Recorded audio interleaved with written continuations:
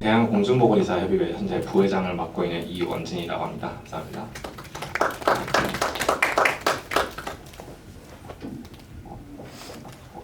일단 너무 고마워요. 이렇게 추운데 요즘 전국적으로 정말 희귀하게 볼 수 있는 소아청소년과 아무도 안 했는데 이 귀한 시간에 소아청소년과 얘기를 듣겠다고 와준 게 너무 고맙고, 이거 의뢰를 처음 받았을 때 내가 딱 하나만 물어봤어요. 내가 가는 건 가도 되는데 올 애들이 있냐. 그래서 한 명도 안 오면은 나는 갈 의미가 없지 않냐 했거든요. 근데 많이 그래도 신청을 해줬다고 해서 너무 고마운 마음으로 왔고, 특별히 우리가 소아청소년과가 뭘 하는 건지는 뭐 모르지 않잖아요. 아마 현실적인 그런 부분들이 궁금할 거고, 하고 싶지만 이거 진짜 해도 되냐, 뭐 인생을 걸어도 되는 상황이냐, 뭐 이런 게 궁금할 수도 있어서 소아청소년과에 대한 뭐 학문적인 거 뭐 다 알잖아요, 그렇죠? 뭐 그런 거 물어도 되고, 뭐 수련 어떻게 받는지, 뭐 과정이 어떤지, 그 이후에 어떤지, 아니면 개인적으로 소아과 의사로 사는 삶에 대해서 물어도 되고, 자유롭게 다 물어봐도 되니까 편하게 얘기해주면 될 것 같아요. 네, 교수님 감사합니다. 혹시 그 중간중간에 뭐 질문할 거리나 있으시면은 손 들어주셔서 이제 질문해 주시면 좀 감사하겠습니다. 우선은 시작할 때 이제 제가 먼저 교수님께 질문 드리도록 하겠습니다. 우선 사전 질문상에서 제가 질문을 드릴 텐데요. 사전 질문에서 아무래도 요즘 뉴스에서 굉장히 화두가 되고 있죠. 소아과와 이제 악성 보호자 간의 약간 트러블들이 굉장히 많이 뉴스에 보도되고 있습니다. 그래서 혹시 교수님께서도 이제 악성 보호자와의 뭐 어떤 트러블이 있었는지, 그리고 교수님께서는 이럴 때 어떻게 대처를 하시는지에 대해서 그런 질문들이 있었습니다. 뭐 거의 매일 있습니다. 거의 매일 있는데 실제로 매일 있고, 그 수위도 뭐 요즘 그런 거 올라오잖아요. 뭐 교사에게 전화해서 소리 지르고 뭐 막말하고 이런 사람들. 근데 병원도 똑같아요. 그래서 지금 뭐 저희끼리는 여자가 애 낳고 나면은 무슨 안포영이처럼 변한다. 진짜 발톱을 이렇게 세운 상태로 오는 그런 느낌을 받을 때가 많아요, 실제로. 그래서 내가 가장 정말 이건 임프레시브하다고밖에 표현할 수 없는 그런 진상은, 내가 응급실에 초반에 이제 근무를 시작했을 때 뭐 애가 그냥 콧물이 난다고 왔어요. 콧물이 난다고 응급실에 오는 것부터가 좀 이상하죠. 근데 뭐 그런 건 워낙 많으니까 그냥 그러려니 하고 진료를 봅니다. 그래서 뭐 진료 정상적으로 보고 다 보내고 콧물약 줘서 이제 뭐 내보냈는데, 갑자기 다시 다음 환자 보고 있는데 문을 이렇게 드르륵 열면서 들어와요. 그리고선 약제팀에서 받은 약봉지를 저의 테이블로 이렇게 던져요. 아니 무슨 항생제도 안 주고 내가 이따위 약 받으려고 이 밤에 응급실까지 온 줄 아냐고 소리를 지르기 시작합니다. 이거 어처구니가 없죠? 근데 이런 일은 솔직히 말하면 무슨 과를 가도 발생해요. 좀 더 빈도가 많고, 좀 더 어처구니가 없고, 조금 더 말이 안 통하고, 조금 더 기분이 안 좋긴 한데, 근데 이거는 어떤 과에서도 발생하는 문제고, 특히 어떤 직업을 가져도 대한민국의 문제라고 저는 생각하거든요. 지금은 그냥 사람들이 다 화가 나 있어. 그걸 받아들이고 시작하는 거예요. 그러면은 뭐 소아과를 내가 하고 싶다. 근데 진상 때문에 안 할 거냐? 그거는 잘 모르겠어요. 만약에 이게 뭐 경제적인 문제, 법적인 문제가 없는 상황에서 오직 진상을 만나는 게 싫어서 소아과를 안 한다? 그러기에는 애들은 진짜 예쁘거든요. 그래서 그나마 내 과는 진상이 진상 부리고 나가면 사실 좀 의미도 없고, 내가 왜 이 사람한테 이렇게 해야 되나는 진짜 자괴감이 들 때가 많을 텐데, 소아는, 그래서 내가 엄마들한테 이제 복수하는 방법 중에 하나는, 저는 뭐 딱히 이렇게 엄마들이 만만하게 볼 수 있는 캐릭터는 아니에요, 솔직히. 지금 되게 착한 척 하면서 말하고 있는 거거든요. 진료실에서 나는 내가 할 말을 다 하고 싶어서 굳이 응급실에 있는 사람이라서 나는 할 얘기를 다 해야 돼요. 엄마한테 애들어서 좋게 얘기해주지도 못해요, 성격상. 그럼 엄마한테는, 엄마가 짜증내면 나도 똑같이 엄마한테 뭐라 하고, 엄마 지금 여기서 뭐 하는 짓이냐고 다 얘기하고, 대신에 우리에게 버퍼가 있단 말이야. 애한테는 잘해줄 수 있어요. 그래서 엄마랑 대판 싸우고 애한테는 되게 잘해줘요. 그리고 다시 엄마한테 되게 싸가지 없게 설명하죠. 왜냐면 그렇게 안 하면 나도 계속 일을 할 수가 없는 거야. 근데 그럼에도 불구하고 애들은 예쁘고, 부모들도 진짜로 아주 정신적으로 이상한 사람이 아니면 자기 애한테는 그래도 잘 봐주는 의사다는 생각이 들면 그렇게 끝까지 진상을 부리진 않아요. 그래서 사실 어려운 부분이 분명히 있지만 우리가 컨트롤할 수 있는 부분들이 분명히 있고 또 진짜로 그거를 내 성질대로 하고 싶다 그러면 나처럼 소아 응급을 하는 방법도 있고 그리고 앞으로는 이제 뭐 소아과를 하는 게 워낙에 이제 뭐 유니콘 같은 존재가 되기 때문에 그거 자체도 많이 줄어들 거예요. 그래서 지금은 또 막 와서 굉장히 막 과하게 고마워하는 보호자들도 있어요. 그래서 분위기는 영원하지 않을 거다. 지금 같은 게 분명히 있을 거고 하지만 5년 뒤, 10년 뒤에는 훨씬 더 또 나은 환경일 수 있고 정책적으로나 법적으로도 보호를 안 할래야 안 할 수 없는 분과이기 때문에 지금 뭐 저출생이 이렇게 문제되는 상황에서 소아가 없어서 뭐 어쩌겠어요. 국가적으로도 이거 뭐 어떻게 안 할 수가 없거든요. 그래서 너무 겁낼 필요는 없다. 하지만 현실에 대해서는 뭐 받아들일 건 받아들여야 되고 근데 여러분 정도면 뭐 컨트롤할 수 있지 않을까 믿습니다. 네, 교수님 답변 감사합니다. 방 교수님께서 이제 악성 보호자 같은 경우는 모든 과에서도 만날 수도 있고 그리고 그에 대한 약간 소소한 대처법도 말씀해 주셨습니다. 근데 이제 뉴스 같은 거라든가 이제 많은 일반인들 혹은 이제 잘 모르는 의대생들이 생각을 하기에는 뭐 악성 보호자, 뭐 맘카페 약간 이런 것들 때문에 많은 사람들이 소아과를 기피한다라고 생각을 하거든요. 네, 그래서 교수님께서 생각하시기에 지금 소아과를 하면서 가장 제일 힘든 점은 그러면 어떤 점일까요? 지금 기존 소아과 의사들이 제일 힘든 거는 개원가 입장에서는 돈이고요. 나처럼 응급 중환자 뭐 이쪽 아니면은 뭐 소아 수술하시는 분 이쪽은 이제 형사처벌이죠. 사실 뭐 진상은 미용 진상이 소아 진상 못지 않습니다. 산부인과 진상, 뭐 소아과 진상 못지 않고요. 다 그래요. 뭐 성형외과, 피부과 한다고 해서 뭐 당장 저랑 같이 사는 사람도 미용하는 사람인데 거기 진상 들어보면은 나 그냥 차라리 소아과를 하는 게 낫겠다. 지금은 사실 진상보다는 저는 응급에 있으니까 진짜로 불가항력이고 현실적으로 인력이 없고 시설이 없고 한 상황에서 내가 혼자 응급실에 있는데 만약에 우리 병원이 PICU가 백업이 안 돼요.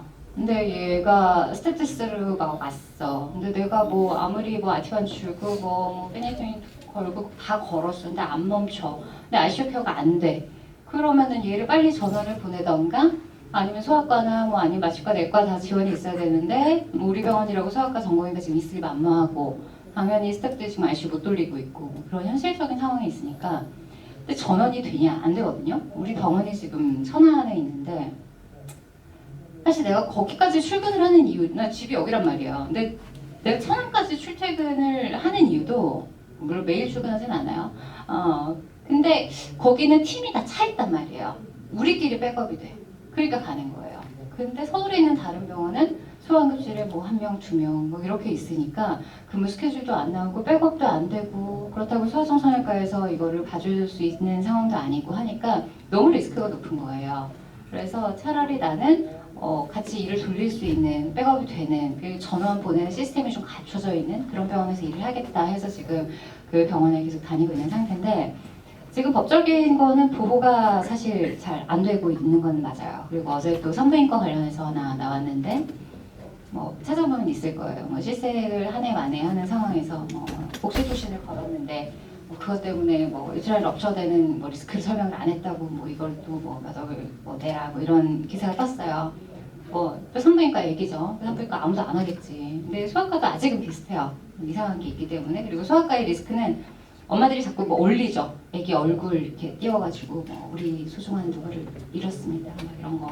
그러니까 그런 것 때문에 이게 뭐 내가 잘못이 있고 없고를 떠나서 법적으로 뭐 어디까지 책임을 지고를 떠나서 일단 사건이 발생한 그날 저녁에 판에 올라오고 막 이 트위터 막 이 인스타그램 SNS 막 거기 올라오면서 마녀 사냥이 시작된다는 거 그런 게 사실 지금까지의 좀 리스크였어요. 근데 다행히 작년에 이제 소아청소년과 지원율이 이제 바닥을 치면서 그런 부분에 대해서는 오히려 국민이 여론이 조금 바뀌기 시작했어요. 이거 반대쪽 얘기 들어봐야 된다. 이거 진짜 맞냐? 엄마가 진상 아니냐? 뭐 이런 분위기가 약간 좀 생기기 시작했어요. 그래서 오히려 또 생각보다 사람들이 또 빨리 이거를 진짜 없어질 것 같나 보지? 약간 이런 또 생각도 들고 그래서 그런 부분이 아직은 그래도 남아는 있다. 그리고 개원가 같은 경우는 소아과는 돈이 실제로 안 되고요. 그리고 이거를 일반 직장인이랑 비교를 하면은 답이 없어요, 솔직히. 근데 이제 우리끼리 있으니까 얘기를 하자면 어차피 친구들, 의대 안 간 친구들도 봐요. 지금 내 나이 정도 되면은 다 삼성에서 책임 이상 하고 있고, 다 로펌 좋은 데가 있고, 다 공부 잘했지. 그러니까 걔네를 보면은 사실 꼭 의사 아니어도 다들 열심히 살았고 잘 살고 있단 말이에요. 그러다 보니까 이게 일반 직장인보다 니네가 몇 배 더 벌잖아 하는 게 솔직히 30, 40 돼서는 잘 안 와닿는 건 사실이에요. 나도 이제 가족이 있고 애들 키워야 되고 내 친구들 다 비슷비슷하게 살고 있는 상황에서 내가 한 달에 300만 원만 받아도 행복하게 이 일을 할 수 있어라는 건 현실적으로 어렵거든. 그렇기 때문에 돈을 생각 안 할 수는 없는데 소아청소년과는 애들 상대로 우리가 찐 장사를 할 수는 없거든요. 소아과 트레이닝을 받고 나면 그렇게 돼요. 애들을 상대로 찐 장사만을 위해서 할 수는 없어. 그래서 다른 다른 진료과에서는 물론 우리가 do no harm이라는 거는 기조를 갖고 가지만 harm이 아닌 이상 크게 의미는 없지만 환자의 만족도가 좀 있을 수 있고 우리에게도 돈이 되는 프로시저는 할 수 있죠. 대표적으로 미용이 그런 거잖아. 근데 애들한테는 의미 없지만 수액을 주고 돈을 벌자. 이것도 안 된단 말이에요. 심지어 엄마들이 원하지만. 얘는 지금 수액 줘서 애만 괜히 고생시키고 더 힘들 건데 이거를 왜 싶은 생각이 소아과 의사가 되고 나면 들어요. 그러니까 이거를 그냥 애들을 대상으로 돈을 벌겠다고 사업 모델을 만들 수가 없는 거야. 그래서 아동병원을 결국 하고 그러면 결국은 내 몸 갈아 넣어야 되는데 그거를 한 3, 4년 하고 나면 이제 옆에 이제 피부 미용으로 빠진 친구들이 보이죠. 그리고 걔네 클래식 틀어놓고 이제 애기 울음소리 같은 거 없는 이런 데서 주 한 4일 이러면서 주말 당연히 쉬고 예약 환자만 받고 이게 보인단 말이에요. 그러니까 그런 순간에 자괴감이 올 수는 있어요. 근데 일단 현실적으로 어려운 건 거기까지고 근데 좋은 것도 좀 말할 질문을 좀 해봐요. 네, 길게 잘 해주시는 것 같습니다. 네, 그렇다면 이런 힘든 상황 속에서도 아무래도 교수님께서 심지어 응급소아과를 계속 하고 계시는 이유가 있을 것 같아요. 선생님께서 일하시면서 뿌듯한 점 그리고 이 일을 계속 할 수 있는 점에 대해서도 조금 말씀 부탁드리겠습니다. 생각보다 남자 선생님들이 좀 와서 지금 내가 준비했던 답변을 조금 바꿔야 될 수도 있겠다는 생각이 드는데 나는 펠로우를 처음에는 안 했어요. 그래서 수련 받을 때 나는 서울아산에서 수련을 받았는데 그때 우리 연차가 소아과만 11명이었어요. 근데 20몇 명이 지원을 했어. 굉장히 옛날 전설 같은 이야기죠. 근데 그리고 내가 3년차 때 결혼을 해요. 4년차 때 큰애를 낳았어요. 그러고 나니까 이제 밤에 일하기가 싫은 거야. 그래서 우리 연차는 우리 때만 해도 그때는 특히 야산병원은 펠로우 다 하는 분위기였기 때문에 당연히 했어야 되는데 다행히 우리 연차가 3년차 때 쪼르륵 다 결혼하고 4년차 때 쪼르륵 다 8주 간격으로 애를 낳으면서 우리 때는 애 낳고 8주셨거든요. 다 그러면서 돌아왔는데 다 같이 못하겠다. 애 키우고 좀 쉬었다가 오자 이렇게 된 거예요. 그래서 이제 퇴국을 했어요. 그리고 로컬에 갑니다. 남편은 그때 군의관 갔죠. 그래서 남편 군의관 가고 돈은 벌어야겠고 애는 태어나 있고 이미 1년 내가 못 키웠으니 한번 키워보자 해서 이제 그때 친정에 들어가서 살고 남편은 한평국군병원으로 갔어요. 주말에만 봤죠. 그래서 3년 동안 로컬 생활을 해요. 근데 되게 좋은 병원을 잘 만나서 잘 지냈어요. 근데 내가 그때도 애의 상태에 따라서 풀타임을 하기도 하다가 파트타임을 하기도 하다가 그리고 원장님이랑 잘 이야기해서 조율하기가 좋았어요. 그래서 소아과 자체는 이럴만하네. 그리고 우리 때가 소아과 전공의가 합격률이 50%인 때가 있었거든요, 한 번. 소아과 전문의 시험이 합격률 50%였어. 절반 떨어뜨린 거야. 미친 시절이었죠. 근데 그러고 나니까 어떻게 돼? 그 다음 연도에 급여가 엄청 올랐죠. 그래서 나는 거의 90몇 % 합격률의 국시를 무난히 치고 엄청 오른 그 급여의 혜택만 받은 꿀 학번이긴 했거든요. 근데 그러고 나니까 뭐 돈도 적당히 벌고 뭐 애도 잘 크고 있고 그래서 그리고 연년생으로 둘째를 낳아요. 근데도 할만했어. 일을 좀 줄였죠. 애를 둘을 키워야 되니까. 그리고 그때 남편이 수도병원으로 왔어요. 그래서 수도병원으로 와서 뭐 같이 뭐 하다가 이제 남편이 제대를 할 때가 됐어. 근데 문제가 뭐야? 셋째가 태어났어요. 그래서 지금 그 셋이 되니까 나도 이제 좀 잠깐 쉬어볼까? 하고 셋째를 낳기 딱 한 달 전부터 셋째를 낳고 한 5개월 때까지 딱 6개월을 쉬어요. 내 인생에서 처음 그때 딱 6개월을 쉰 거예요. 근데 힘들더라고요. 애 셋과 집에 있는다는 것은 차라리 소아 분명을 보는 게 낫지. 그래서 안 되겠다, 일을 해야겠다 해서 로컬에 다시 가요. 근데 마침 집 앞에 이비인후과 병원이 있었어. 근데 거기서 월수토 오전만 나오래. 그래서 완전 꿀인데 하고서는 이제 갔죠. 근데 탁과는 정말 나랑 진료 스타일이 너무 안 맞는 거예요. 그러니까 그 병원의 기조를 내가 따라가기가 참 소아과 진료로서는 이렇게 하면 안 되는데 하는 것도 많았고, 물론 내가 또 이비인후과적인 거를 몰랐으니까 또 원장님도 답답한 게 있었겠죠. 근데 그래서 이건 아니구나, 난 소아과로 돌아가야겠다 하는 상황에서 응급실에서 연락이 갑자기 온 거예요. 그래서 야, 너 그냥 띄엄띄엄 일하고 평일에 쉴 수 있게 해줄 테니까 이쪽으로 올래? 이렇게 했어요. 그래서 지금 내가 정확하게 내가 어떻게 근무하고 있는지는 얘기하기 좀 어렵지만 지금 우리 팀은 아무튼 일주일에 한 번 혹은 2번 정도 출근을 해요. 그러면서 평일에 애들을 볼 수가 있어요. 그래서 나 같은 경우에는 이제 평일에 뭐 하루 뭐 많이 출근하면 이틀 뭐 이렇게 출근을 하고 나머지 내 생활을 다 할 수가 있는 거예요. 운동 갈 거 가고, 애들 아침에 아침밥 챙겨주고, 애들 학교 모임 있으면 우리끼리 스케줄 바꿔서 학교 모임 다 참석할 수 있고, 또 저녁에 남편 오면 또 남편이랑 같이 저녁 먹고, 주말에 애들이랑 같이 여행 가고, 그러니까 너무 좋은 거지. 그래서 잠시 있겠지 했는데 소아응급실에만 지금 내가 10년째 있거든요. 그래서 이게 생각보다 이 응급실이 삶의 밸런스를 지키기 좋다 하는 거랑 비슷하게 소아응급실도 이제 팀만 잘 만나면 정말 삶의 밸런스를 지키기가 너무 좋고, 특히 뭐 결혼을 할 사람도 있고 안 할 사람도 있겠지만 나는 개인적으로 결혼과 이제 애를 낳고 하는 게 뭐 적성에 맞는 사람이었던 것 같고, 그래서 뭐 애들 잘 키우고 엄마로서의 역할을 놓지 않는 게 나에게는 굉장히 중요한 가치였기 때문에 나는 둘 중에 하나를 반드시 포기해야 한다고 하면 나는 무조건 의사 그만둘 거거든요. 이거는 결혼하고 애를 낳아보면은 많이 이해를 하실 거라고 생각은 해요. 자식이 생긴다는 거는 아직은 와닿지 않겠지만, 그래서 그런 면에 있어서 내가 내 애를 잘 볼 수 있고 많은 시간을 보낼 수 있고 그렇게 일하기에 시간적인 이런 변수를 내가 잘 조절할 수 있다는 것들이 소아과는 파트 자리가 또 많단 말이에요. 왜? 다들 파트를 하고 싶어 하니까. 남자 선생님들은 또 어떠냐면, 내 친구 중에 또 남자 소아과 의사도 많을 거 아니에요. 근데 그 선생님들은 여러분들은 이제 완전 블루오션이야. 선생님들이 원하는 걸 모든 걸 할 수 있어. 그리고 남자 원장인데 인물이 좀 되고 내가 말빨이 좀 되고 혹은 약간 이제 할머니들에게 호감상이거나 뭐 이렇다. 자, 그 지역 평정합니다. 그래서 이게 뭐 애매하게 뭐 정형외과 뭐 애매하게 뭐 보드가 아닌 미용과 이런 거 하느니 차라리 내가 경쟁력이 있다 싶으면 아예 그냥 소아과로 들어가.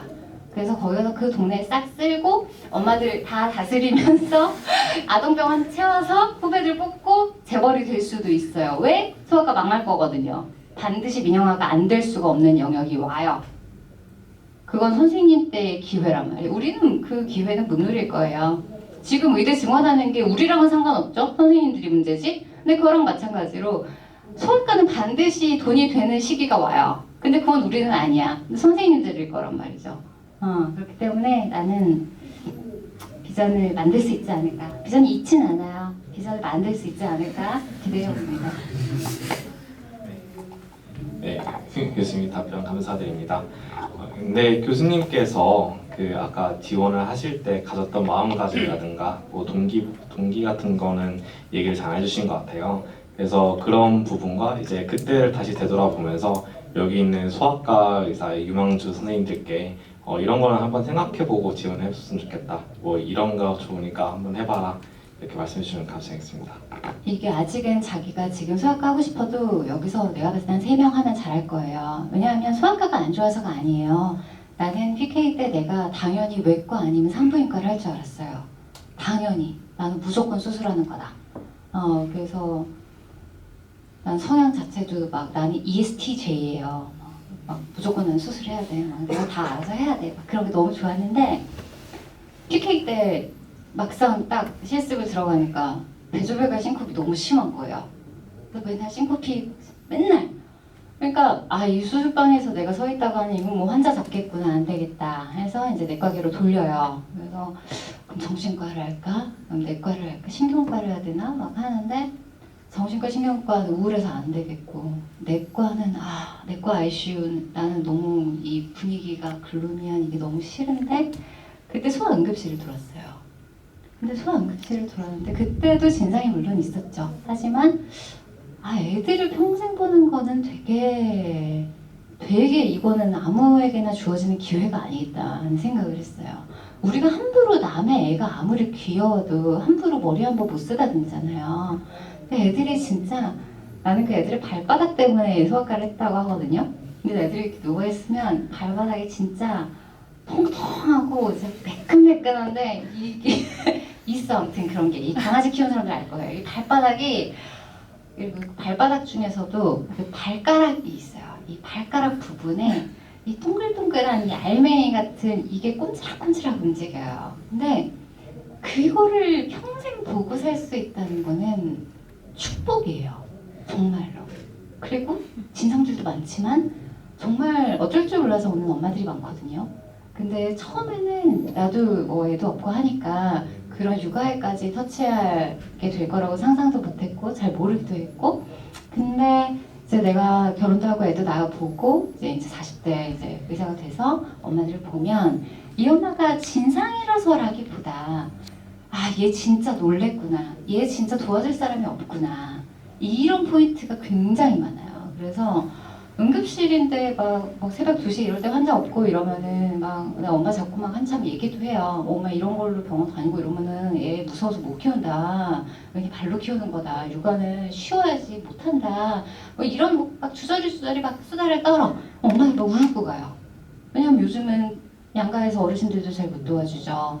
거의 대부분 혼자 애 키우고 이상한 소리가 너무 많기 때문에 제품들도 다 엄마들 막 불안을 조장하는 쪽으로 가잖아요. 그리고 조금만 안 해줘도 막 우리 애만 뒤처지는 것 같고 이게 되게 너무 심해서 엄마들도 너무 힘든 거야. 그래서 그런 거를 내가 엄마 입장에서 아빠 입장에서 선배 입장에서 이런 거를 해줄 수 있는 게 30대, 40대, 50대가 될수록 그 가치가 점점 더 높아지는 거예요. 내가 만약에 미용을 했다고 쳐봐. 내가 수학하고 뭐 한 6개월 열심히 레이저 배웠어요. 솔직히 피부과 전문의 선생님들은 아예 차원이 달라요. 근데 아무튼 내가 원하면 지금 미용을 할 수는 있겠죠. 근데 그렇게 한다고 했을 때 내가 지금처럼 이렇게 정말 기쁨? 내가 진짜 얘에게 이 순간 내가 너무 필요한 사람이었구나. 내가 이 아이에 대한 육아를 바꿀 수 있구나. 그리고 정말 아픈 아이가 있을 때 죽기도 하죠. 특히 아산병은 많이 죽죠. 옹콜로지 애들 다 죽어나가고. 근데 그때 정말로 슬퍼하는 가족, 세컨더리 개인 1도 없는 정말 순수한 슬픔을 부모가 누리고 그 과정을 같이 안타까워하고 그런 부분들이 되게 진심이 최후까지 살아있는 진료 과목이에요. 소아과는. 모든 보호자가 진심이고 모든 의료진이 진심이고 같이 막 울어요. 막 RPL쇼 앞에서 엄마랑 같이 울어. 그래서 나는 그런 부분이 수학과를 매니아들이 없을 수가 없는 분과라고 생각을 하고 그래서 좀 안타깝기도 했어요. 우리 때도 이렇게 좋아서 하고 싶은 사람들이 있었는데 소아병동 분위기에 반하는 사람들이 분명히 지금도 있을 텐데 너무 많은 이야기들이 들려서 참여 선택을 못하는 선생님들이 분명히 있겠구나. 그래서 그런 보람에 대해서는 진상을 잊을 만큼 끊임없이 나타나는 것이다. 네, 교수님 동기부여 정말 잘 들었습니다. 오늘 제가 너무 질문 많이 한 것 같은데요. 혹시 여기 앉아 계신 다른 수학과 유망주 선생님들께서도 질문이 있으실까요? 네, 그럼 질문이 없다면은 선생님께서 이제 수학과를 딱 한마디로 이제 정의하신다면 어떻게 되실까요? 수학과는 망했습니다. 여러분, 여러분이 희망의 씨앗이 되어 부활하면 됩니다. 절대로 사라질 수 없는 과고, 그리고 만약에 해외 진출을 생각하고 있는 선생님이 있다면 어차피 해외 의사는 루트가 다른 거 알고 있죠. 그리고 특히 미국까지, 호주도 그렇고 미국도 그렇고 캐나다도 그렇고 지금은 아무튼 해외 대학을 이제 졸업한 사람이 갈 수 있는 과는 아직도 한정